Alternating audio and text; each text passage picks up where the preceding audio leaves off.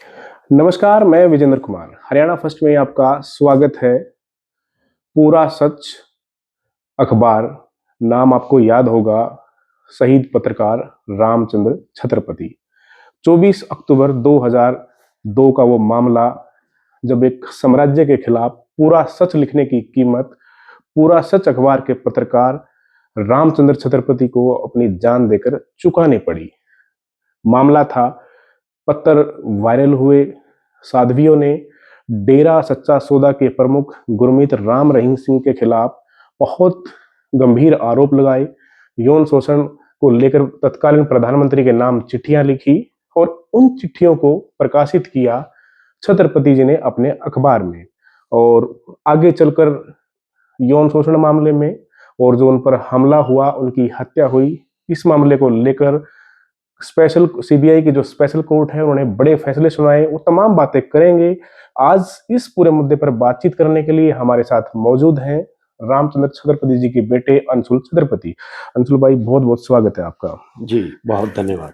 ये जब इंसिडेंट हुआ, आपके पिता पर ये हमला हुआ, क्या उनको अंदेशा था इस बात का कि जो चिट्ठियां हैं जिसमें गंभीर आरोप लगे यौन शोषण के, कि उनके ऊपर भी कोई इस तरह का हमला हो सकता है? इतने बड़े ताकतवर इंसान के खिलाफ लिखना इतना महंगा हो सकता है? बिल्कुल, इसमें कोई दो राय नहीं है कि वो जब पहली बार 30 मई 2002 को उन्होंने पब्लिश किया अपने अखबार में, धर्म के नाम पर किए जा रहे हैं साध्वियों के जीवन बर्बाद, तो तब से उनको थ्रेट किया जा रहा था। और उसके बाद लगातार धमकियों का सिलसिला भी चलता रहा और डेरा के खिलाफ छापने का भी सिलसिला कभी रुका नहीं। जब तक फादर जीवित रहे तो उन्होंने इस सिलसिले को नहीं रोका, क्योंकि डेरा सच्चा सौदा के लोग जो है वो लगातार उनको निशाना बना रहे थे किसी न किसी तरीके से। उनके ऊपर इस्तगासा डाला गया एससी एसटी एक्ट का उनको परेशान करने के लिए। उसके अलावा अगर मैं बात करूं तो जिस तरीके से उनको थ्रेट किया जा रहा था, उन्होंने एक एक पत्र लिखा तत्कालीन एसपी सिरसा को 2 जुलाई 2002 को। उसमें उन्होंने सारा विवरण दिया कि कैसे-कैसे उनको परेशान करने के लिए डेरा सच्चा सौदा की तरफ से थ्रेट किया जा रहा है। तो ये सारी चीज़ें, मतलब अंदेशा तो बिल्कुल उनको था कि उनके साथ क्या हो सकता है, और सिर्फ उनको नहीं था, शहर में रहने वाले उनके साथ जुड़े हुए बहुत सारे लोगों को था, फैमिली को था, परिवार से लोग जो है वो भी कहीं न कहीं उनको ये कह रहे थे कि ये चीज़ें आपके लिए खतरा बन सकती हैं। उनके साथ रोज़ाना उठने बैठने वाले जो उनकी मित्र मंडली थी, वो लगभग वो भी उनको इन चीज़ों से आगाह कर रहे थे कि ये चीज़ें आपके लिए खतरा बन रही हैं। लेकिन वो मतलब बड़े ज़िद्दी स्वभाव के थे। वो अपने एक जिस मकसद के लिए उन्होंने ठान ली, वो उससे कभी पीछे हटते नहीं थे, तो चाहे नतीजा जो भी हो। तो और भी रिपोर्ट किया जा रहा था किसी अखबारों में, या छत्रपति जी ही इस पूरे मामले को छाप रहे थे? नो डाउट कि और अखबारों में चिट्ठी को लेकर बिल्कुल समाचार प्रकाशित हुए। 3-4 नेशनल जो अखबार हैं, एक 1-2 पंजाबी समाचार पत्रों में, 1-2 हिंदी में उस वक़्त लिखा गया, छापा गया। लेकिन एक जो मैं ये कहूँ कि चैलेंज जो था, छत्रपति जो चैलेंज बने डेरा सच्चा सौदा के लिए, वो उसकी बड़ी वजह यही थी कि जिन नेशनल डेलीज़ ने उसको पब्लिश किया, उनके जो स्ट्रिंगर्स थे या कॉरेस्पोंडेंट्स थे, वो जहाँ-जहाँ से वो पब्लिश हुआ, उनको डेरा के लोगों ने प्रेशराइज़ किया, थ्रेट किया, और उसके बाद वो सेकंड टाइम वो रिपीट जो है वो नहीं हुआ। लेकिन यहाँ मामला अलग तरह का था। एक तो डेरा सच्चा सौदा के मुखिया को, उनकी मैनेजमेंट को ये लग रहा था कि ये व्यक्ति जो है हमारे हेडक्वार्टर की जड़ में बैठ करके हमें चैलेंज कर रहा है, छत्रपति। और दूसरा ये था कि फादर को फर्स्ट टाइम पब्लिश करने के लिए जैसे जिस तरीके से थ्रेट किया गया, उसके बाद उसको उन्होंने एक चैलेंज के तौर पर लिया, और उन्होंने एक जिस तरीके से डेरा सच्चा सौदा और उसके मुखिया की बखियां उधेड़नी शुरू की, तो वो एक मैं ये कहूँगा कि हम छत्रपति के लिए एक बड़ा चैलेंज क्यों बना, या उनको उनके ऊपर जानलेवा हमले का कारण क्यों बना। ये एक बड़ी वजह थी कि वो लगातार मई 2002 में ये सिलसिला शुरू हुआ और 24 अक्टूबर को जब जिस दिन उनको गोली मारी गई, उससे एक दिन पहले तक बिल्कुल बदस्तूर जारी था। 23 अक्टूबर 2002 को 24 अक्टूबर 2002 को हमारे फादर पर अटैक हुआ और 23 अक्टूबर की शाम को जो पूरा सच का अंक था, उसमें भी डेरा सच्चा सौदा का एक समाचार प्रकाशित हुआ।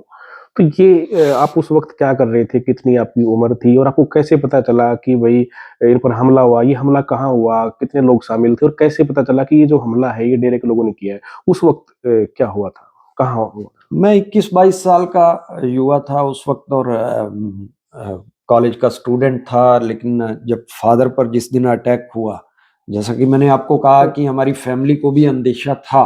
तो ये सारी चीज़ें जैसे-जैसे घटनाएँ जो हो रही थी, जो पूरा सच में जो छप रहा था, पूरा सच से जुड़ा हुआ जो स्टाफ था, उसको भी इस मामले का अंदेशा था, परिवार को भी था। तो परिवार से जुड़े हमारी माता ने भी हमारे फादर को कई बार आगाह किया कि आप, लेकिन जिस दिन ये सब हुआ उस वक़्त हमारी मदर जो हैं वो घर पर नहीं थी, वो अपने मायके में पंजाब गई हुई थी। तो हम 3 जो बहन-भाई हैं, मेरे छोटे 2 बहन-भाई और हम घर पर थे जिस दिन ये घटनाक्रम हुआ। तो फादर अपने काम निपटा करके और शाम को जब घर के लिए आए वापस, और घर पर वापस आने के तुरंत बाद ये सारी घटना जो है वो घटित हो जाती है। उनको बाहर से आवाज़ लगाई जाती है, जो शूटर्स थे। बाद में ये पता चला कि वो बिल्कुल जब वो ऑफ़िस से निकले, तभी से उनको वो पीछा कर रहे थे? पीछा कर रहे थे और घर पर पहुँचने के बाद उन्होंने उनको आवाज़ लगा कर के बाहर बुलाया और गली में बाहर निकलते ही उनको शूट कर दिया गया। कितनी गोलियाँ मारी?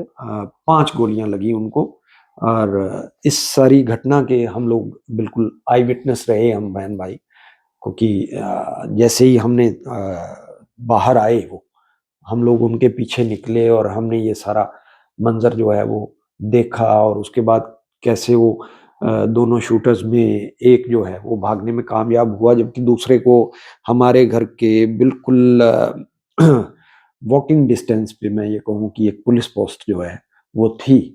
तो पुलिस के मुलाज़िम जब उन्होंने शोर सुना और गोली की आवाज़ सुनी या हमारा शोर सुना, तो वो लोग भागे और उनमें से एक शूटर को जो है वो मौके पर दबोच लिया। तो उसके बाद हॉस्पिटल लेके गए और 28 दिन एडमिट रहे हॉस्पिटल में। 28 दिन के बाद उनकी साँसें थम गई। जी।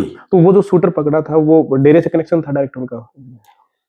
हाँ, बिल्कुल वो जो शूटर पकड़ा गया और उसके बाद उसकी निशानदेही पर दूसरा व्यक्ति भी पकड़ा गया, शूटर जो उसके साथ जो दूसरा आ रहा था। उन दोनों का कनेक्शन जो है वो डेरा से, इसमें मैं यहाँ ये कहूँगा कि जब फादर पर ये अटैक हुआ और हम लोग सबसे पहले उनको सिविल हॉस्पिटल सिरसा ले गए, वहाँ से उन्हें पीजीआई रोहतक रेफ़र किया गया और उसके बाद हम लोग वहाँ से कुछ दिन बाद वहाँ हम अपोलो दिल्ली शिफ्ट किया हमने उनको। तो हम लोग परिवार के लोग तो लगभग 1 महीना जो है उसी लगे रहे पशोपेश में थे कि उनके इलाज का और ये सारी चीज़ें उसमें बिज़ी रहे।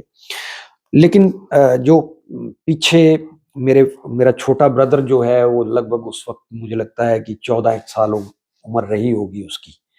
और उसके बयानों पर एफआईआर दर्ज करवाई गई। पुलिस ने एफआईआर दर्ज करने से आनाकानी की। एफआईआर दर्ज एफआईआर में जो कंटेंट्स लिखवाए जा रहे थे, क्योंकि मैंने आपको बताया कि फैमिली को ये अंदेशा था, तो हमें ये अंदेशा था, हमारे साथ रहने वाले लोगों को, फादर के साथ रहने वाले उन लोगों को था। तो एफआईआर में जब ये लिखवाया जा रहा था कि ये हमला मतलब वो डेरा सच्चा सौदा के खिलाफ लिख रहे थे और हमें ये शक है कि डेरा की तरफ से ये हमला करवाया गया, डेरा के मुखिया की तरफ से। लेकिन कोई भी पुलिस ऑफिशियल जो है इस बात पर कलम चलाने के लिए तैयार नहीं था। तो ये मतलब मैं ये कहूँगा कि उस वक़्त बहुत से वकील और शहर के पत्रकार जो है वो थाने में इकट्ठे हुए और बड़ी मुश्किल से ये एफआईआर जो है वो दर्ज करवाई गई। और उसके बाद ये कहूँ कि जब ये इतनी मशक्कत के बाद ये FIR हुई, नाम आया गुरमीत का उसमें? राम रहीम? गुरमीत का नाम नहीं आया, डेरा सच्चा सौदा का नाम आया, क्योंकि हम लोगों को बिल्कुल ये सारे घटनाक्रम से ये हम लोग वाकिफ थे और ये मालूम था कि ये इंसिडेंट कैसे हुआ। तो जो ये शूटर पुलिस ने पकड़ा, उस शूटर को इंटेरोगेशन के दौरान ये बिल्कुल पुलिस के सामने ये सारी चीजें आ गई थी कि जो उससे रिवॉल्वर बरामद हुआ, वो रिवॉल्वर जो है वो लाइसेंस्ड वेपन था, जिसका लाइसेंस डेरा के मैनेजर किशन लाल का था। एक वॉकी टॉकी सेट जिससे वो डेरा में रिपोर्ट कर रहे थे, बॉस को रिपोर्ट कर रहे थे, वो वॉकी टॉकी सेट जो उनसे बरामद हुआ, उसका लाइसेंस भी मैसर्स डेरा सच्चा सौदा के नाम इशू था दिल्ली से। तो ये सारी चीजें, इनसे ये बिल्कुल समझने में देर भी नहीं लगी कि कॉन्स्पिरेसी जो है वो कहाँ हैच हुई और ये लोग किसके इशारे पर गोली चलाने के लिए आए। तो उसमें जो पत्र था, क्या छत्रपति जी को इस बात को लेकर आश्वस्त थे कि इस तरह का यौन शोषण उन पे हो रहा है? क्योंकि उन्होंने लगातार इस मामले में रिपोर्ट किया। आपने बताया कि जो बाकी मीडिया है वो मैनेज हो गई थी उस टाइम पे, दोबारा उन्होंने रिपोर्ट नहीं की, लेकिन छत्रपति जी लगातार रिपोर्ट कर रहे थे। तो क्या वो इस बात को लेकर आश्वस्त थे कि जो पत्र में भाषा लिखी गई है कि यहाँ पर साध्वियों का यौन शोषण बड़े स्तर पर किया जा रहा है, इसको लेकर आश्वस्त थे? और किस तरह का शोषण वहां पर होता था? ये क्या साम्राज्य था बाबा का? देखिए, अभी मैं एक चीज को थोड़ा सा आपको अभी जोड़ रहा हूं कि अब जब डेरा हेड को पैरोल दिया जाता है तो बात की जाती है उसके गुड कंडक्ट की। गुड कंडक्ट की वजह से उसको पैरोल दिया जा रहा है।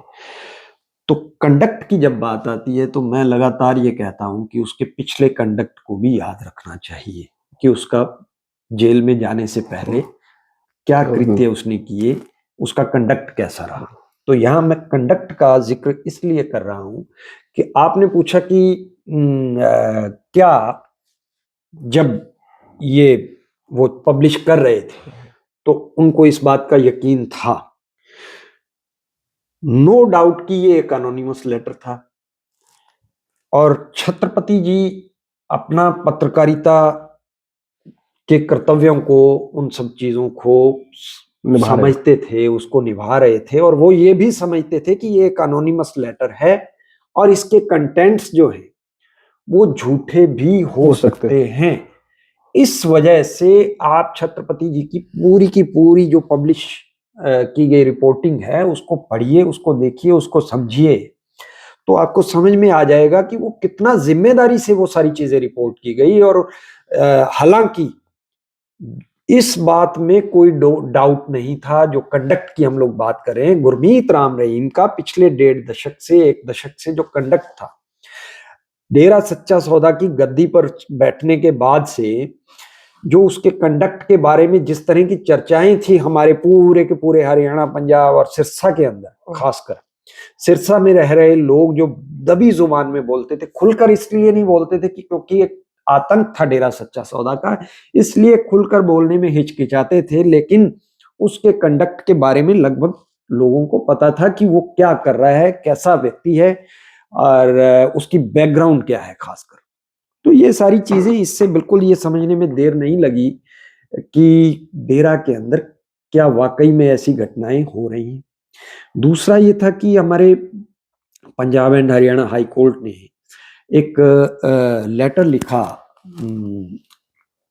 हमारे यहाँ के जो डिस्ट्रिक्ट एंड सेशन जज सिरसा थे उनको, कि हमारे पास ऐसा ऐसा एक अनोनिमस लेटर आया है और उसमें इस तरह के आरोप लगाए गए हैं। तो डिस्ट्रिक्ट एंड सेशन जज MS सोलर साहब ने Punjab and Haryana high court को जो रिप्लाई किया, उस रिप्लाई में उन्होंने कहा कि एक बहुत बड़ा तंत्र है और इसकी जांच जो है वो किसी स्वतंत्र एजेंसी से करवाई जाए, क्योंकि इस बात में कोई दो राय नहीं है कि ऐसी घटनाएं यहाँ अंदर हो सकती है। उसके बाद हमारे फादर ने जो जो जो जो पब्लिश किया, उसमें अगर साधवियां ज्यादा थी ना, उसमें 2 थी या काफी थी उसमें? तो पत्र अनोनिमस लेटर सिर्फ एक साध्वी की तरफ से रिपोर्ट किया गया था। उन्होंने उसमें, साध्वी ने उस अपने लेटर में जिक्र जरूर किया अन्य साध्वियों का कि और बहुत सी ऐसी साध्वियां हैं जिनके साथ ऐसा वहां घटित हो रहा है। और फादर ने कभी भी डायरेक्टली राम रहीम के खिलाफ कभी भी अपने अखबार में इस तरीके का मतलब ब्लेम नहीं किया या डायरेक्टली उस अनोनिमस लेटर का जिक्र नहीं किया, उसको बड़े जिम्मेदारी के साथ यानी कि पत्रकार की जो लाइन ऑफ कंट्रोल होती है उसको मेंटेन किया। बिल्कुल बिल्कुल उसको मेंटेन किया। आप उनकी पूरी रिपोर्टिंग को देखेंगे, पढ़ेंगे तो आपको ये समझ में आ जाएगा। जो पहली उनकी रिपोर्टिंग थी, धर्म के नाम पर किए जा रहे हैं साध्वियों की जीवन बर्बाद, मैं ये कहता हूं कि मतलब कहीं ना कहीं जो व्यक्ति अपराध कर रहा है उसको या तो ये मतलब उनको ये लग रहा था कि ये हमारे ऊपर लिखा जा रहा है, हमारे लिए लिखा जा रहा है। अदरवाइज छत्रपति जी ने अपनी पहली रिपोर्टिंग में कहीं डेरा सच्चा सौदा का जिक्र नहीं किया था, ये एक बहुत बड़ी बात है। कहीं डेरा के मुखिया का जिक्र नहीं, उसके बावजूद उनको थ्रेट किया गया डेरा सच्चा सौदा की तरफ से। पता तो लग गया ना उनको हमारे लिए, नो डाउट। तो अच्छा, आपने बैकग्राउंड का जिक्र किया, तो कैसे ये बाबा इतना पावरफुल, इतना शक्तिशाली बन गया कि सरकारें बनती हैं, बिगड़ती हैं, सत्ता का खेल इतना बड़ा हो गया कि सरकारें डरती थी, बड़े बड़े नेता सिर झुकाते थे? क्या बैकग्राउंड क्या रहा और कैसे इतने बड़ी सत्ता तक पहुंचे? आपने तो बहुत नजदीक से देखा है अंशुल भाई। 1990 में एक व्यक्ति बिल्कुल 22-23 साल की एज में आकर के एक डेरा की कमान संभाल लेता है। कहाँ से आते हैं? राजस्थान के गुरुसर मोडिया, श्री गंगानगर जिला के एक गांव है गुरुसर मोडिया। मोडिया गांव का एक साधारण जमींदार परिवार का व्यक्ति जो है 23 साल की उम्र में आकर के डेरा की गद्दी पर बैठ जाता है, जिसका डेरा के गुरु से, डेरा के सिस्टम से कहीं कोई जुड़ाव नहीं है। तो सवाल उठने लाजमी थे। उस वक्त भी सवाल उठे कि कौन है गुरमीत सिंह जिसको सतनाम सिंह ने अपना वारिस घोषित किया। हालांकि ये भी सवाल उठे कि क्या सतनाम सिंह जी ने अपना वारिस घोषित किया भी या नहीं। बहुत सारी र्यूमर्स ऐसे भी थे कि बंदूक की नोक पर यह वारिस घोषित करवाया गया। अब बात आगे बढ़ती है, उसके बाद गुरमीत सिंह धीरे धीरे गुरमीत राम रहीम हो जाता है। और एक बहुत जो 70 एकड़ मैंने जिक्र किया कि जब डेरा सच्चा सौदा सतनाम सिंह जब गुरु थे तो वो 70 एकड़ उसका एरिया था और उसके बाद उसका फैलाव शुरू हुआ। उस फैलाव में भी जैसा कि जिक्र आता है कि बंदूक की नोक पर, तो एक बहुत से र्यूमर्स थे कि बंदूक की नोक पर गद्दी हथियाई गई। बहुत से र्यूमर्स थे कि ये व्यक्ति जो है आपराधिक पृष्ठभूमि से आया। उन र्यूमर्स को हवा और ज्यादा मिलती गई जब डेरा सच्चा सौदा के चाल चरित्र में ये सारी चीजें आने लगी।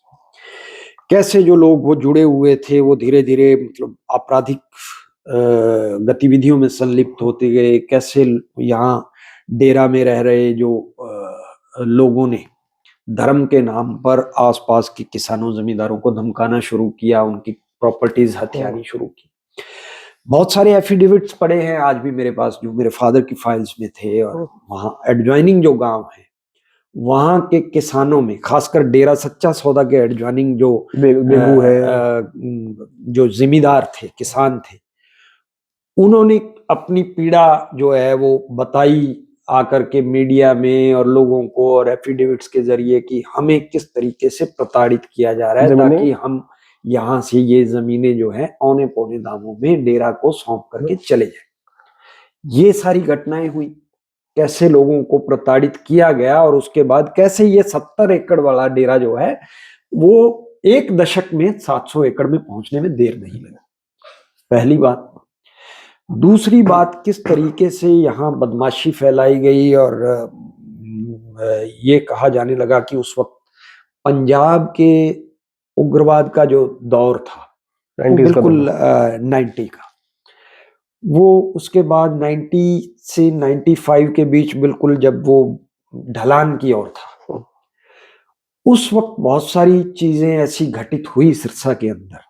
एक 92 और 3 का घटनाक्रम शायद है, मुझे एग्जैक्टली डेट ध्यान नहीं आ रही, जब एक टेररिस्ट अटैक हुआ सिरसा के अंदर एक जगदेव सिंह चौक है, जहां वो जगदेव सिंह जो हैं उन्होंने एक टेररिस्ट को पकड़ लिया और बाद में वो शहीद हुए और उनके नाम पर वो चौक बनाया गया। वहां वो घटना हुई। टेररिस्ट एक जिप्सी से आते हैं और AK-47 से लगातार फायर करते हुए उन्होंने कई सारे लोगों को मौत के घाट उतार दिया गया।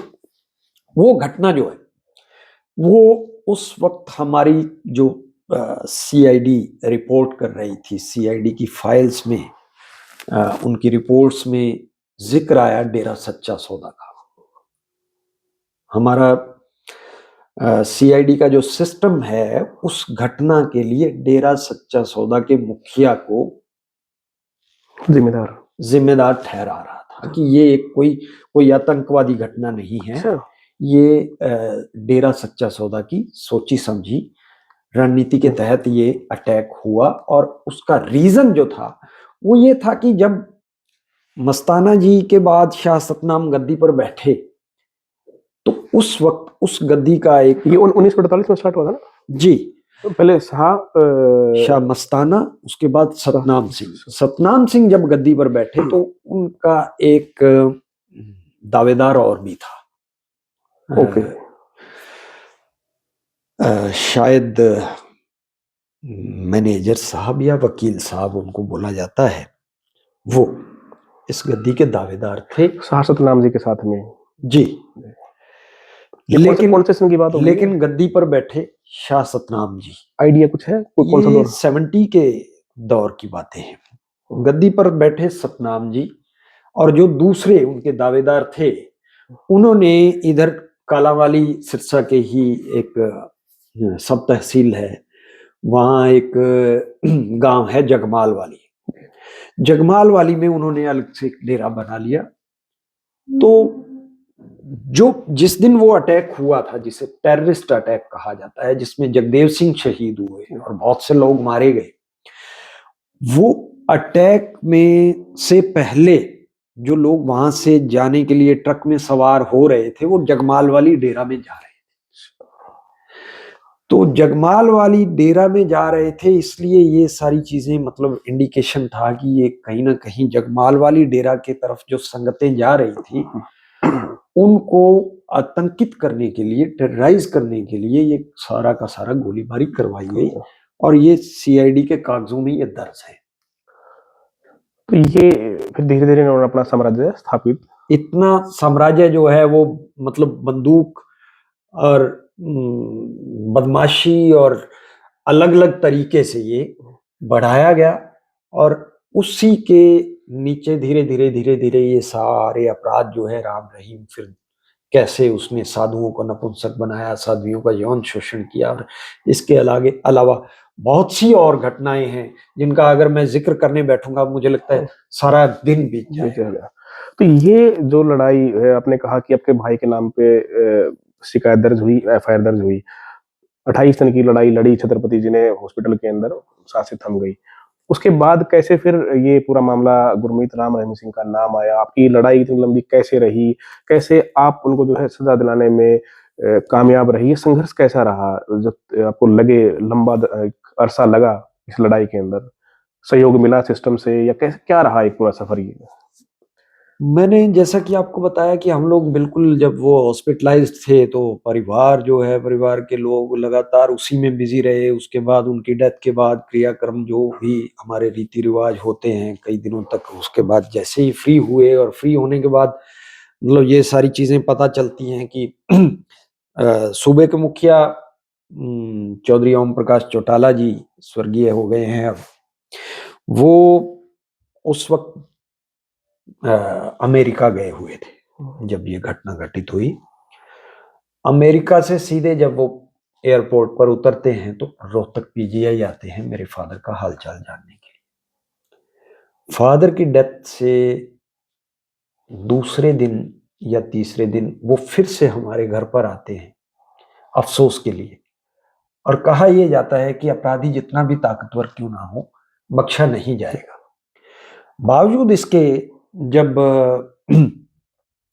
फादर की श्रद्धांजलि समारोह के बाद हम लोग इन चीज़ों को हमने टटोला तो पता चला कि पुलिस जो है उसने 3 लोगों के खिलाफ चार्जशीट फाइल कर दी है। 3 लोग कौन थे? 2 जो शूटर पकड़े गए और तीसरा जिसका लाइसेंसी वेपन था डेरा का मैनेजर किशन लाल। 3 लोगों को इंटेंगल किया और उनके खिलाफ चार्जशीट फाइल करके कोर्ट में दाखिल कर दी। उसके बाद हम लोगों ने एक सीएम को एक लेटर लिखा कि मामले की सीबीआई इन्वेस्टिगेशन करवाई जाए। सीबीआई पुलिस जो है उस पर दबाव है, वो इन मामलों का जो मुख्य साजिश करता है उस तक नहीं पहुंच पाई है। हमारा इशारा डेरा के मुखिया की तरफ था, लेकिन उसमें नहीं कुछ भी नहीं करवाया गया। बहुत सारी मीडिया जो ये जर्नलिस्ट की जो एसोसिएशंस थी, ऑर्गेनाइजेशंस थी, वो लगातार इस मामले में डेमोन्स्ट्रेशंस कर रही थी पिछले कई दिनों से पूरे हरियाणा के अंदर कि इस मामले की सीबीआई इन्वेस्टिगेशन हो। बावजूद इसके स्टेट गवर्नमेंट ने कोई ऐसा एक्शन नहीं लिया और इसको निपटाने की कोशिश की आनन फानन में कि 3 लोगों तक निपटा दिया जाए इसको। उसके बाद हमने ये प्लान किया कि हमारा पहला एक्शन ये था कि हम सीबीआई इन्वेस्टिगेशन तो करवाएंगे, चाहे स्टेट ना करवाए तो हमें कोर्ट का सहारा लेना पड़ेगा। हम लोगों ने पिटीशन मूव किया जनवरी 2003 में Punjab and Haryana high court में, और उसमें ये मांग उठाई कि हमारे फादर के मामले में जिस तरीके से स्टेट जो है वो पुलिस के ऊपर दबाव डाल रहा है और स्टेट पुलिस जो है वो मेन कॉन्स्पिरेटर को शील्ड कर रही है, और ये सारी चीजों का हमने विवरण दे करके हाई कोर्ट में पिटीशन मूव किया। हाई कोर्ट में लगातार 8-9 महीने वो सुनवाई चली, जिसमें स्टेट गवर्नमेंट ने हमें ये कहें कि हमारा विरोध किया कि सीबीआई इन्वेस्टिगेशन की कोई जरूरत नहीं है, और उस विरोध को और तेज करने के लिए स्टेट गवर्नमेंट ने एक और खेल खेला कि उन्होंने फटाफट सिरसा के अंदर कोर्ट के अंदर जो चार्जशीट फाइल करवाई, उसमें ट्रायल की जो प्रोसीडिंग थी उसको जल्दी स्टार्ट करने की उन्होंने गुहार लगाई और ट्रायल शुरू हो गया। गवाहों को समन तक आने शुरू हो गए। तो प्लानिंग ये थी कि सिरसा की कोर्ट में ट्रायल स्टार्ट हो जाएगा, और हम लोग जब वहां सीबीआई इन्वेस्टिगेशन के लिए गुहार कर रहे होंगे तो स्टेट जाकर के बोलेगा कि यहाँ तो मुकदमे का ट्रायल शुरू हो गया है और ये दोबारा इन्वेस्टिगेशन की बात कर रहे हैं, तो उसका कोई ग्राउंड नहीं रह जाएगा। हम लोगों ने दोबारा एप्लीकेशन मूव किया Punjab and Haryana high court ने कि ये ट्रायल को जो है वो स्टे किया जाए जब तक हमारी पिटीशन जो है वो सुनवाई में नहीं आती या इस पर निर्णय नहीं ले लिया जाता। ट्रायल स्टे किया हाई कोर्ट ने हमारी। उसके बाद सीबीआई इन्वेस्टिगेशन के ऑर्डर किए कोर्ट ने। उससे पहले हमें कहा गया कि आप डीजीपी से मिलिए, चलो डीजीपी से मिले। अब डीजीपी साहब वो सरकार की बोली बोल रहे थे, एमएस मलिक साहब थे उस वक्त। बाद में उन्होंने उसी जिस सरकार में वो डीजीपी थे उसी सरकार में उसी सत्ताधारी उसी पार्टी की तरफ से उन्होंने बाद में इलेक्शन भी लड़ा। अब मलिक साहब हमें बोलते हैं कि अरे तू तो कह देगा तेरे बाप को राष्ट्रपति ने मारा है तो मैं राष्ट्रपति के खिलाफ पर्चा दर्ज कर दूंगा। तो हमने कहा कि साहब हम तो हाई कोर्ट की डायरेक्शन के आपसे मिलने आए हैं, अदरवाइज हमें आपसे उम्मीद भी यही थी, न्याय की उम्मीद। यस। हम लोग वहां से उठे उनकी टेबल से, और जो उनकी शब्दशः जो उन्होंने हमारे साथ किया, हमें बोला, एक एफिडेविट फाइल किया Punjab and Haryana high court में कि ये शब्दावली थी राज्य के डीजीपी की। उसके बाद Punjab and Haryana high court ने इस मामले की सीबीआई इंक्वायरी बैठाई। सीबीआई इन्वेस्टिगेशन के खिलाफ स्टेट भी गया, हमारा विरोधी भी गए, और उसके बाद स्टेट को नोटिस हुआ तो स्टेट ने भी सुप्रीम कोर्ट में हमारा विरोध किया कि सीबीआई इन्वेस्टिगेशन की कोई जरूरत नहीं।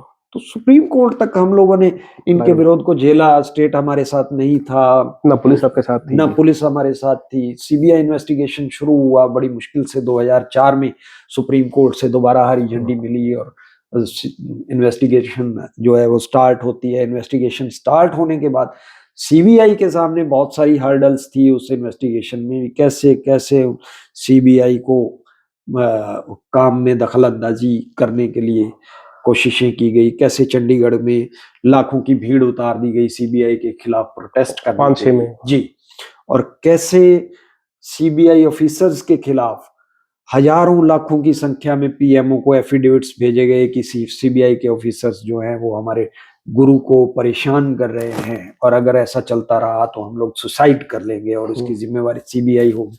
तो इस तरीके की बहुत सारी चीजें जो हैं वो घटित होती रही। उसके अलावा जो एक राजनीतिक, मैं ये कहूँगा कि अ, राजनीतिक तौर पर सीबीआई को प्रेशराइज करने के लिए जो कोशिशें हुई वो भी थी।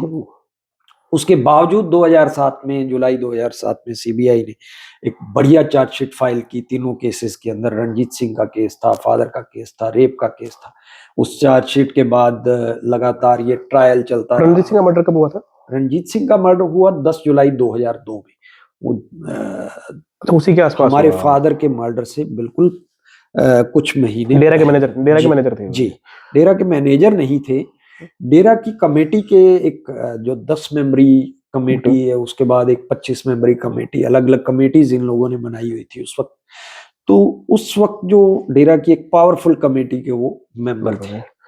एक यौन शोषण का मामला, एक फादर साहब का मामला छत्रपति जी का, और तीसरा रणजीत सिंह। तो तीनों मामलों में 2 जुलाई 2007 में सीबीआई ने चार्जशीट फाइल की। फिर आगे मामला कैसे बढ़ा? आगे ट्रायल स्टार्ट होता है सीबीआई की अदालत में, गवाहियों का दौर शुरू होता है, गवाहों को समन किए जाते हैं बड़ी मुश्किल से। उस वक्त अम्बाला के अंदर सीबीआई की स्पेशल कोर्ट हुआ करती थी। और उससे पहले मैं ये जिक्र करूं कि 2007 में जब सीबीआई ने चालान दाखिल किया तो डेरा के मुखिया को तीनों मामलों में मुख्य आरोपी बनाया। तो पहली बार हुई जब डेरा के मुखिया के सर पर तलवार लटकी गिरफ्तारी की। उससे पहले क्योंकि सीबीआई लगातार कोशिश कर रही थी, उन्होंने अपने हेडक्वार्टर में नोटिस किए डेरा हेड को लगातार 3 बार कि आप हमारे मुख्यालय में आए पूछताछ के लिए। ये व्यक्ति नहीं गया। इसकी दादागिरी देखिए कि नहीं गया। उसके बावजूद सीबीआई जो है वो सिरसा में आई कि हमें, चलो ठीक है आप नहीं आते तो हम आपसे पूछताछ करने के लिए आ रहे हैं। यहाँ फिर वही बदमाशी शुरू हुई। कुछ लीडर्स जो हैं वो यहाँ पंजाब से आ पहुंचे, लगातार फोन पर प्रेशराइज करने की कोशिश कर रहे थे। उसके बाद कंडीशंस रखी गई कि आप 20 मिनट आधा घंटा से ज्यादा उनसे पूछताछ नहीं करेंगे, आप डेरा के अंदर वेपन लेकर के नहीं जाएंगे। मतलब सीबीआई पूछताछ करेगी और वो भी एक आप आरोपी की कंडीशंस पे, उसकी कंडीशंस पे पूछताछ की जाएगी कि आप वेपन नहीं लेके जाओगे, दिस दैट। उसके बाद टीम ने कहा कि ठीक है सर ऐसा है तो, अगर अपने हेडक्वार्टर को उन्होंने बोला कि अगर आप उनकी कंडीशंस पे पूछताछ करवाना चाहते हैं तो हम लोग मतलब हमारी लाइफ के लिए ये डेंजर है, हम नहीं जाएंगे, हम यहाँ से वापस आ जाते हैं और हम हाई कोर्ट में ये फाइल करेंगे, सबमिट कर देंगे। यस। तो फिर ये कहा गया कि ठीक है आप जैसे भी आपको ठीक लगता है जाइए। उन्होंने यहाँ से पुलिस प्रोटेक्शन भी लिया, अपने वेपन्स भी साथ लेकर के गए, पुलिस की टीम भी साथ लेकर के गए और उसके बाद डेरा में गए। वही बात की पूछताछ के बाद जिस तरीके से हंगामा हुआ और हाई कोर्ट में एप्लीकेशन पिटीशंस लगाई कि ये तो हमारा धार्मिक स्थल था, वहां सीबीआई जूते पहनकर घुसी और ये दिस दैट जो भी ड्रामेबाजी की गई। तो कई तरीके से सीबीआई को प्रताड़ित करने की कोशिश की। सीबीआई ने चार्जशीट फाइल की, ट्रायल शुरू हुआ तो फिर ट्रायल में हर्डल्स क्रिएट करने की कोशिश की गई। अम्बाला के अंदर जब ये ट्रायल स्टार्ट होता है तो ट्रायल शुरू होने से पहले जब गुरमीत राम रहीम पे एक तलवार लटकती है गिरफ्तारी की, वो हाई कोर्ट पहुंचता है और हाई कोर्ट से इंटरिम रिलीफ चाहता है कि मुझे कस्टडी में ना लिया जाए। हाई कोर्ट उसे इंटरिम रिलीफ देता है और ट्रायल कोर्ट को कहता है कि आप रेगुलर बेल को उसके बाद देखें। ट्रायल कोर्ट उसे रेगुलर बेल दे देता है और उसकी एक भी दिन की फिर से वो गिरफ्तारी से बच निकलता है। पहले सीबीआई की गिरफ्तारी से बचता है, फिर कोर्ट की गिरफ्तारी से बचता है। तो उसके बाद ये ट्रायल स्टार्ट होता है। ट्रायल कोर्ट कहती है कि आप ठीक है, आपको हम रेगुलर बेल दे रहे हैं लेकिन आप लगातार ट्रायल फेस करने के लिए कोर्ट में हाजिर हो। तो उसकी अपीयरेंस जो है वो अम्बाला में होने शुरू होती है। वो लगातार यहाँ से सिरसा से दनदनाता हुआ पेशियों पर जाता है और कैसे सिरसा से लेकर अंबाला तक एक ह्यूमन चेन जो है वो बनकर खड़ी होती है लठैतों की, और 50 गाड़ियां जो हैं वो हूटर बजाती हुई अंबाला तक पहुंचती है। सैकड़ों। और उसके बाद वहाँ जो अदालत परिसर में जो एक माहौल होता है वो मतलब गवाहों को, विक्टिम्स को टेरराइज करने वाला, कि कैसे एक वीआईपी अपराधी जो आ रहा है हूटर बजाता हुआ और उसके चेले जो हैं वो अदालत परिसर को इस तरीके से घेरे हुए हैं कि एक बड़ा आतंक का माहौल खड़ा आप हो मौजूद जाता होते थे है। कोर्ट के बिल्कुल अंदर? बिल्कुल। वो जो साध्वियां हैं वो भी मौजूद होती थी क्योंकि उनकी भी गवाही? साध्वियों की जब गवाहियां हुई तो साध्वियां वहां मौजूद रही, लेकिन साध्वियों की गवाहियों से पहले एक अच्छी चीज ये हुई कि शायद उससे पहले ये मामला ये ट्रायल जो है वो राम रहीम की पेशी जो है वो वीसी से शुरू हो चुकी थी, शायद, मुझे अभी एग्जैक्टली ध्यान नहीं है, लेकिन मैं ये शुरुआती चीज बता रहा हूं कि आप देखिए कि वो व्यक्ति जब वहां इन पर्सन पेश होने के लिए जा रहा है और गवाहों के सामने और विक्टिम्स के सामने ऐसा माहौल क्रिएट किया जा रहा है, उन सब चीजों को देखते हुए धीरे धीरे वहां के प्रशासन ने ये फैसला लिया, जुडिशियल जो कोर्ट है उसको, सीबीआई स्पेशल कोर्ट को अंबाला की पुलिस लाइन में शिफ्ट किया गया। कोर्ट ही शिफ्ट कर दी? यस, स्पेशली कोर्ट जो है राम रहीम के मामले को सुनने के लिए पुलिस लाइन के अंदर एसपी एक ऑफिस था, उसमें शिफ्ट की गई, और वो सिर्फ उसी दिन वहां कोर्ट लगती थी सीबीआई की जिस दिन राम रहीम का मामला सुना जाना है, पावरफुल, ताकि राम रहीम के जो फॉलोअर्स हैं वो अदालत परिसर में ना घुस पाए। पुलिस लाइन में पहरा रहता था, सिर्फ वही लोग हैं जैसे हम लोग हैं, उसके बावजूद डेरा हेड से जुड़े दसियों वकील जो है वो अंदर वकालत के नाम पर प्रवेश कर जाते थे, और कोर्ट के अंदर ऐसा फिर से ऐसा माहौल बनाया गया। बहुत से गवाहों के ऊपर जो है वो टेरर रहा, वो गवाहियां ठीक से नहीं दे पा रहे थे। हमने एक एप्लीकेशन मूव किया Punjab and Haryana high court के चीफ जस्टिस को, और उससे इन सारे घटनाक्रम से उनको अवगत करवाया कि ये ऐसा ऐसा मामला है। उसके बाद ये वीडियो कॉन्फ्रेंसिंग से ये राम रहीम की पेशी जो है वो सिरसा से शुरू हुई, तो तब जाकर गवाहों को सांस आई कि हाँ ये व्यक्ति यहाँ से पेश हो रहा है, तो कहीं ना कहीं उनके लिए एक बेखौफ माहौल जो है वो बन पाया। तो 17 में क्या सीन बना फिर जब इनको सजा हुई राम रहीम, गुरमीत राम रहीम सिंह को, क्या सीन हुआ? 2017 में उससे पहले आप ये देखिए कि ये ट्रायल जो है वो लगातार गवाहियां हुई, चलता रहा, सारी चीजें घटित हो रही थी। राम रहीम रोज एक नई एप्लीकेशन मूव कर रहा था ताकि ट्रायल को लगातार लिंगर ऑन किया जा सके, लटकाया जा सके। मतलब अदालत की पेचीदगियों का, कानून की पतली गलियों का फायदा उठा करके उस व्यक्ति ने ट्रायल को 15 साल तक लटकाए रखा, और 2007 में ट्रायल स्टार्ट हुआ और 2017 में पहला वर्डिक्ट आया। 10 साल लग गए। 10 साल बाद जब वर्डिक्ट आया और वर्डिक्ट आना था, तो कैसे एक व्यक्ति उससे पहले मतलब एक रॉक स्टार बन रहा है, एक फिल्में बना रहा है, और उसके दम पर मतलब वो कैसे उसने यहाँ एक मेला शुरू किया डेरा सच्चा सौदा के अंदर, और वहाँ बिल्कुल इस 25 अगस्त के वर्डिक्ट से पहले की ये मैं जिक्र कर रहा हूँ कि यहाँ लगातार 15-20 दिन तक डेरा के अंदर एक जमावड़ा किया गया, हजूम किया गया, ताकि लोग जो हैं वो जमे रहें, कि ये मेला अभी और एक्सटेंड कर दिया गया, लोग जमे रहें, और लोगों की भीड़ तंत्र का फायदा उठा करके वो प्रभावित करना चाहता था सिस्टम को। और उस भीड़ में, उस मेले में, उस सत्संग में सेंटर के वजीर भी शामिल हो रहे थे, स्टेट के वजीर भी शामिल हो रहे थे, रामविलास शर्मा जी भी आ रहे थे, माथा टेक रहे थे, उनकी वीडियोस आ रही थी, अनिल विज साहब आ रहे थे, उस वक्त गृह मंत्री थे, माथा टेक रहे थे, और माथे के अलावा वो मतलब 50-50 लाख रुपए की उनको डोनेशन दे रहे थे स्टेट की तरफ से, और ये सारी चीजें चल रही थी। जिस व्यक्ति के खिलाफ पावर शो चल रहा था पूरा, मतलब 8-10 दिन बाद कोर्ट में फैसला आना है, उस व्यक्ति के सामने वजीर आकर के झुक रहे हैं और उनको लाखों रुपया डोनेशन दे करके जा रहे हैं, और ये सब गेम चल रहा था। उसके बावजूद मतलब आप ये देखिए कि पंचकुला कोर्ट के बाहर कैसे जमावड़ा करवाया गया, और वहाँ वहाँ भी स्टेट मिनिस्टर जा करके, वहाँ कैबिनेट मिनिस्टर कहते हैं कि आपको घबराने की जरूरत नहीं है, आपके खाने पीने का भी प्रबंध किया जाएगा। तो मतलब ये सब क्या ड्रामा हो रहा है।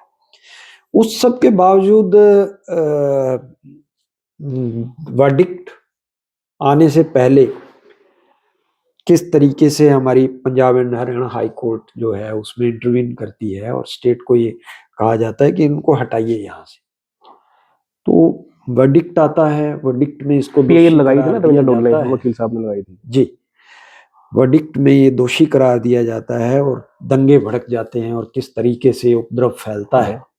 हम सब ने देखा कि उसको कंट्रोल करने के लिए आर्मी और अर्धसैनिक बल लगाने पड़े स्टेट को, बहुत सारे और लोग मारे जाते हैं 38-40 लोग जो हैं सिरसा में, पंचकुला में, वो मारे गए पुलिस की गोली से। तो ये सारी नालायकी, बेवकूफी कहीं ना कहीं, मतलब लॉ एंड ऑर्डर को कंट्रोल टाइम पर ना किया गया, और इनको खुली छूट जिस तरीके से दी गई।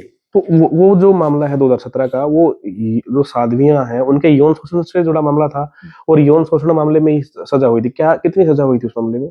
वो मामला एक ही मामले में था जो अनोनिमस लेटर का, गुमनाम पत्र का मामला शुरू हुआ, जिस पर सीबीआई ने इन्वेस्टिगेट किया Punjab and Haryana high court के आदेशों पर। उस मामले में 2 साध्वियों ने अपने बयान दर्ज करवाए कि उनके साथ उनका यौन शोषण किया गया डेरा के अंदर। तो उन साध्वियों के बयानों के आधार पर सीबीआई अदालत ने 25 अगस्त 2017 को दोषी करार दिया, जिसमें 28 अगस्त 2017 को सजा सुनाई गई 10-10 साल की, जो अलग अलग चलेगी। 10 साल प्लस 10 साल, मतलब 20 साल की वो सजा कंप्लीटली वो सुनाई गई सीबीआई अदालत। और छत्रपति जी वाले मामले में कब सजा सुनाई? मेरे फादर के मर्डर केस में उसके बाद जनवरी 2019 में गिल्टी दिया गया, 11 जनवरी 2019 को, और 17 जनवरी 2019 को लाइफ इम्प्रिजनमेंट की सजा गुरमीत राम रहीम और बाकी जो सह आरोपी थे और सुनाई। 2021 में रंजीत सिंह वाला मर्डर, उसमें तो ये एक्विट हो गया, उसमें भी लाइफ इम्प्रिजनमेंट की सजा थी गुरमीत राम रहीम को। रंजीत सिंह वाले मामले में भी वो मामला आगे अपील जो है वो लिस्टेड थी, Punjab and Haryana high court में सुनी गई, डे बाय डे सुनी गई, बड़ी जल्दी सुनी गई। मैं ये कहूँगा कि सिस्टम जो है वो किस तरीके से, मतलब इस गुरमीत राम रहीम के चंगुल में दबा हुआ है। तो ये अंशुल भाई, आपने बताया कि 70 एकड़ से ये मामला पूरा स्टार्ट हुआ था इस डेरे का, उसके बाद ये 700 एकड़, 1000 एकड़ ये पहुंच गया। तो ये बाबा ने ये इस तरह का जो सिस्टम यहाँ पे खड़ा किया, बहुत सारे स्कूल, कॉलेजेस, पता नहीं क्या क्या बिल्डिंग्स, तो बताते हैं कि इसमें भी कुछ झोल है, उसमें भी कुछ खामियां हैं, कोई अप्रूवल नहीं है गवर्नमेंट की, कोई किसी तरह का कोई इसमें मान्यता नहीं है, इसमें सीएलयू नहीं है, एनओसी नहीं है। तो ऐसा ये सच है? क्या मामला है ये? बिल्कुल ऐसा ही है। ये दरअसल गुरमीत राम रहीम ने जब धर्म के नाम पर ये सब इस डेरे की गद्दी पर बैठा और उसने साम्राज्य का फैलाव किया, तो जैसे जैसे अपने भीड़ तंत्र के सहारे पर कितनी बार उसने कानून को नीचा दिखाया, स्टेट को नीचा दिखाया, तो उसको ये लगता था कि अब उसके लिए ये कोई बड़ी बात नहीं है, छोटे मोटे चीजें हैं, कि वो जिस तरीके से भी इन कानूनों के साथ खिलवाड़ कर सकता है, वो जो मर्जी करेगा, उसको कोई चैलेंज नहीं है। और इसी के कारण ये सारी, मतलब जो एम्पायर बनाया गया, जिसमें बहुत फैक्ट्रीज लगाई गई और रेजिडेंशियल कॉम्प्लेक्स बनाए गए, स्कूल कॉलेजेस बनाए गए, हॉस्पिटल्स बनाए गए, बड़े बड़े होटल्स बनाए गए, मार्केट बनाई गई। तो ये सारी चीजें जो है वो बिल्कुल कानूनों को धता बताते हुए, कैसे उस व्यक्ति ने without any approval, without any CLU, without any NOC, उसने ये सारे निर्माण करवाए अपने डेरा के अंदर।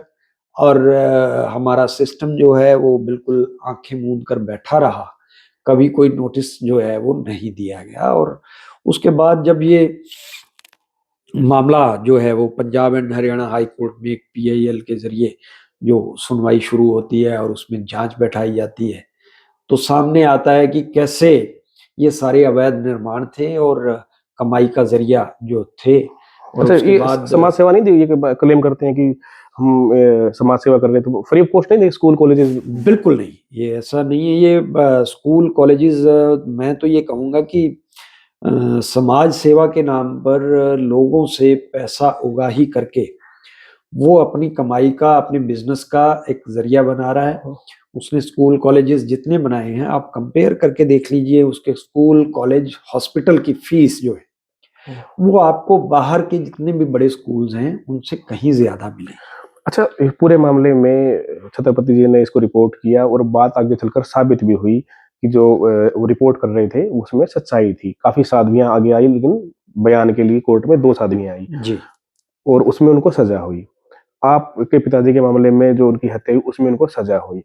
अब 8 साल की 2017 में ये जेल चले गए थे, लेकिन 8 साल में लगभग 405 दिन, यानी कि 1 साल से भी ज़्यादा ये जेल से बाहर ये रहे हैं। जी तो ये इसको क्या मानते हैं? अब ये बात हम इसलिए कर रहे हैं कि क्योंकि इनको बार-बार पैरोल मिल रही है। 15 बार इनको पैरोल मिल चुकी है, 15वीं बार इनको मिली है।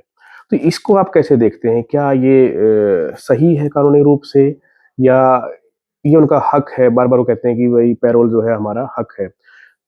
8 साल की सज़ा में 405 दिन वो बाहर रहे हैं। इनको फ्रीक्वेंट, और ख़ास तौर पर सवाल इसलिए उठता है कि जब-जब चुनाव आते हैं तब-तब इनको पैरोल मिली है। अगर इस पैरोल को छोड़ दें, तो जितने चुनाव आस-पास हुए हैं, चाहे पंचायत चुनाव है, चाहे विधानसभा का है, लोकसभा का, बहुत बार ऐसा हुआ है। विजेंद्र जी, गुरमीत राम रहीम जब सलाखों से बाहर था तब भी उसने मैं ये कहूँ कि स्टेट मशीनरी ने उसको लाभ दिए, उसको कभी कानूनी तौर पर मैं ये कहूँ कि उसने, उस व्यक्ति ने लॉ एंड ऑर्डर को, लॉ को कभी फॉलो नहीं किया। बावजूद इसके हमारी स्टेट मशीनरी जो है या स्टेट जो है वो उसके सामने झुका रहा। और कारण सिर्फ ये था कि स्टेट का दबाव किस लिए है, वो वोट तंत्र का कारण है।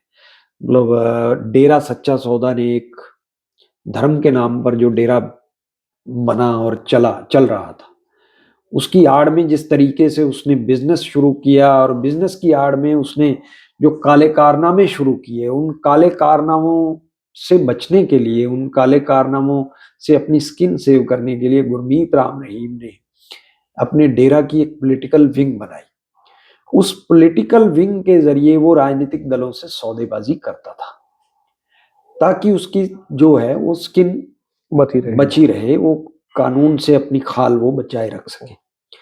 उसी सौदेबाजी के लिए उसने एक पॉलिटिकल विंग बनाई और उस पॉलिटिकल विंग के चलते वो लगातार पिछले सजा सुनाए जाने से पहले लगातार 1 डेढ़ दशक तक वो राजनीतिक पार्टियों से सौदेबाजी में संलिप्त रहा और उसी सौदेबाजी के कारण राजनीतिक दल जो है वो कहीं न कहीं वो भ्रमित हो रहे थे। कोई एक नहीं, लगभग सभी राजनीतिक पार्टियों का हरियाणा, पंजाब, सेंटर में यही हाल रहा।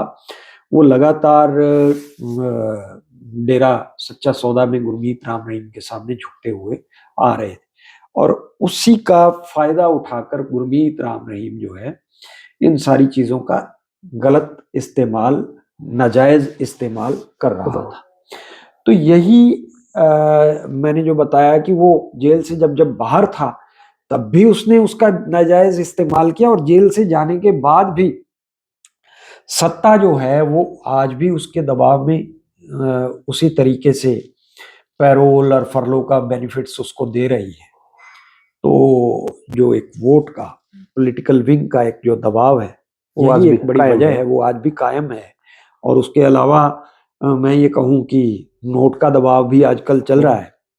कैसे डेरा के मुखिया का जेल की सलाखों में चले जाना और उसके 2-3 साल बाद, 4 साल बाद डेरा की मैनेजमेंट की तरफ से ये गुहार लगाना श्रद्धालुओं को कि डेरा सच्चा सौदा संकट में है, उसका मुखिया संकट में है और परमार्थ के लिए आप जो है डेरा को धन की ज़रूरत है और पैसा दीजिए। और लोगों ने खुले हाथ से पैसा दिया दोबारा, फिर से 2022 के अंदर इन्होंने दोबारा उगाही शुरू की और सैकड़ों करोड़ रुपया जो है वो इकट्ठा किया गया और उसके बाद जो सौदेबाजी हुई, जो मैंने कहा कि आजकल मुझे मतलब नोट बैंक का भी मामला लग रहा है, तो ये वोट बैंक और नोट बैंक दोनों मिलकर खेल चला रहे हैं, जिसके बनस्पत ये डेरा हेड को इस तरीके की पैरोल फरलोल दिया जा रहा है। वो बात अलग है कि कानून जो है वो ऐसे रिपीटेड ऑफेंडर को बाहर करता है। गुरमीत राम रहीम के लिए, जिसके खिलाफ रेप और मर्डर जैसे मामलों में जिसको सजा भुगत रहा है जो व्यक्ति, और अलग से कई सारे मामले हीनियस क्राइम्स जो हैं उसमें वो सजा याफ्ता अंडर ट्रायल है। कौन से मामले हैं? साधुओं को नपुंसक बनाए जाने का एक मामला जो जिसमें मतलब आप ये देखिए कि पूरे वर्ल्ड में शायद ऐसा मामला आपको नहीं मिलेगा। इकलौता ऐसा मामला आज के दौर में, आप हिस्ट्री को छोड़ दीजिए, आज के दौर में आपको इकलौता ऐसा मामला होगा शायद जिसमें डेरा के अंदर धर्म के नाम पर साधुओं को अपने डॉक्टर की टीम से उनके अंडकोश निकाल करके ऑपरेट करके नपुंसक बना दिया गया। और वो मामला अंडर ट्रायल है। उसका जो कंप्लेनेंट है वो सुरक्षा की मांग कर रहा है, वो अपनी लाइफ को थ्रेट बता रहा है, वो कह रहा है कि मेरी गवाही जो है वीडियो कॉन्फ्रेंसिंग के जरिए करवाई जाए क्योंकि मेरी लाइफ को थ्रेट है। तो ये सारी चीजें इनको नजरअंदाज करते हुए, इतने सारे मामलों को नजरअंदाज करते हुए रिपीटेड ऑफेंडर जो व्यक्ति है, उसके बावजूद हीनियस क्राइम्स में जो व्यक्ति संलिप्त है उसके बावजूद पैरोल दिया जा रहा है, जो कि कानूनी तौर पर कहीं भी सही नहीं। तो इस दौरान थ्रेट की बात आपने की, आपके परिवार के ऊपर ही आपको कभी थ्रेट मिली? आपने मामले को लीड किया, लड़ाई लड़ी लंबी, आपने पिता के लिए न्याय की लड़ाई, आप कामयाब भी हुए, सजा उनको हुई, तो कोई थ्रेट आपको मिली कभी, या अभी भी कोई थ्रेट बनी हुई है? मेरे फादर को वो लोग लगातार फोन पर और अदरवेज में जो है वो थ्रेट कर रहे थे। उन्होंने अपने पत्र में उसका जिक्र भी किया। लगातार उन्होंने जितना उनको थ्रेट किया, उसके बाद अब्दुल भैया आपसे तमाम बातें जानी पूरे एपिसोड को लेकर। 2002 से लेकर आज 26 आ गया है, इसमें आपको 23-24 साल हो गए लड़ाई लड़ते हुए। कोई आखिरी मैसेज आप देना चाहते हो? बाबा बार बार पैरोल पर जेल से बाहर आ रहे हैं, 15 बार उनकी पैरोल हो चुकी है। प्रशासन के नाम, सरकार के नाम, कोई आप आखिरी संदेश देना चाहते हो? प्रशासन सरकार के नाम मैं तो यही कहूंगा कि अभी भी कुछ नहीं बिगड़ा है।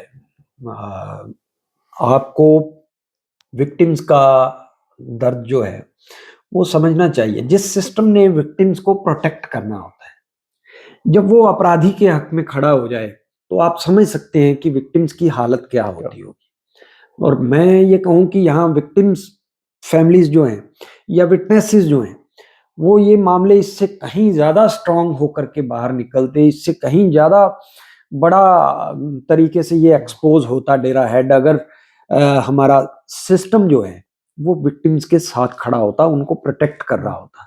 लेकिन जिस तरीके से स्टेट मशीनरी, जैसा कि मैंने पहले कहा कि नोट बैंक वोट बैंक के दबाव में कहीं ना कहीं इसको ये छूट दी जा रही है डेरा हेड को आज भी, तो हमारी अफसरशाही जो है उसमें बहुत अच्छे लोग भी हैं जिन्होंने हमें सपोर्ट किया। लेकिन जो हम देखते रहे हैं, जो हमारा एक्सपीरियंस है और डेरा सच्चा सौदा की जो कार्यशैली है, ब्यूरोक्रेट्स को कैसे प्रभावित किया जाता है। मतलब सत्ता में बैठे लोगों के लिए तो बड़ा आसान है, वोट बैंक उनके लिए मतलब माई बाप है, उसके अलावा कुछ नहीं।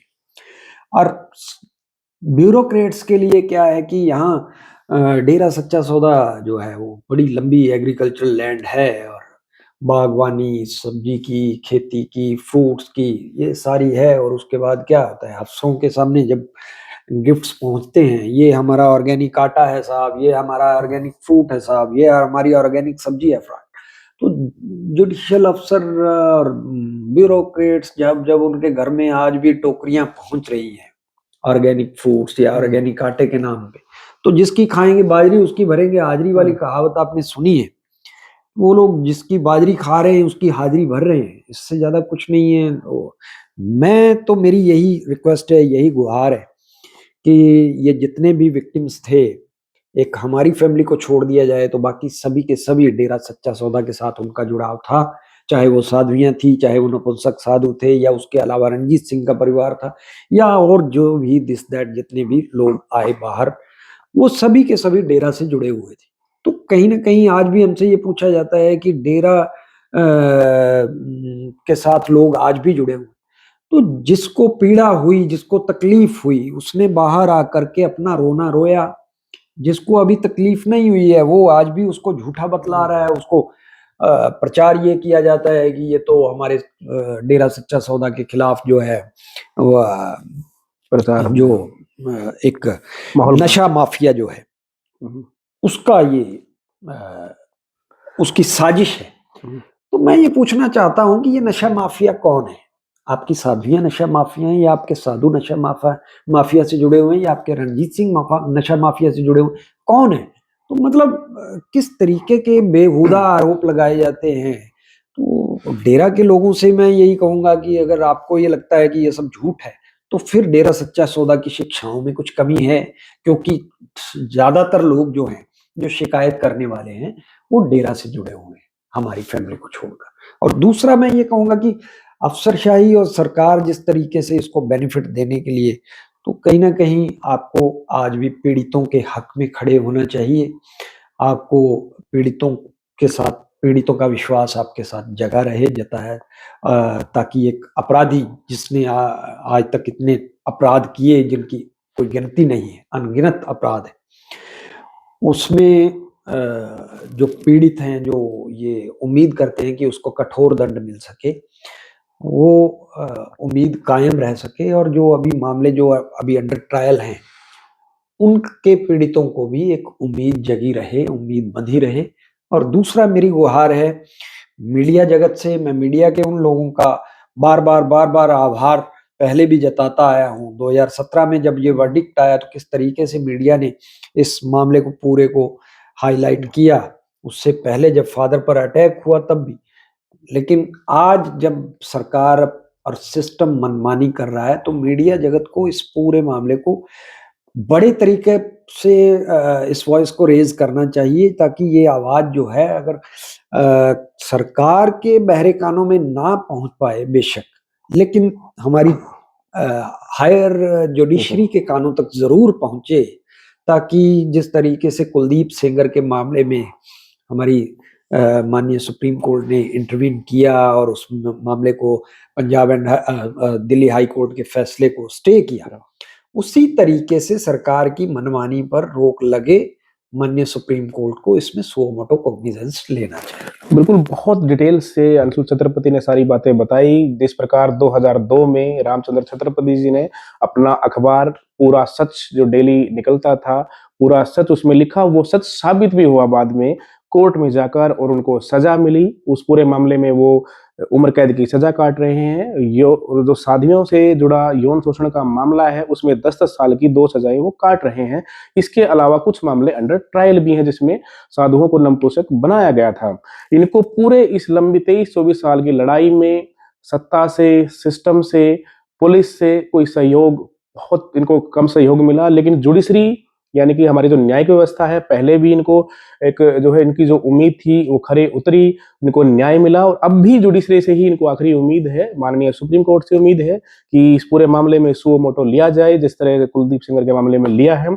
और बार बार जो पैरोल बाबा को मिल रही है, उसको लेकर इनकी आपत्ति है कि जो पीड़ित है उनके साथ ये नाइंसाफी है, क्योंकि बाबा बहुत प्रभावशाली है। इन्होंने बताया कि 70 एकड़ से कैसे इन्होंने थाउजेंड्स ऑफ एकड़ का एक साम्राज्य खड़ा किया, और कैसे कैसे इन्होंने सत्ता को और पुलिस को, ब्यूरोक्रेसी को कैसे प्रभावित किया। और पूरे मामले में बता रहे हैं कि अब ये वोट बैंक के साथ साथ अब ये नोट बैंक भी इसमें नजर आ रहा है। और पूरे मामले में इसमें हायर जुडिशरी है, यानी सुप्रीम कोर्ट को पूरे मामले में संज्ञान लेना चाहिए, ताकि जो पीड़ित साध्वियां हैं, पत्रकार का परिवार है, या समाज के जो अन्य पीड़ित हैं, उनको न्याय मिल सके।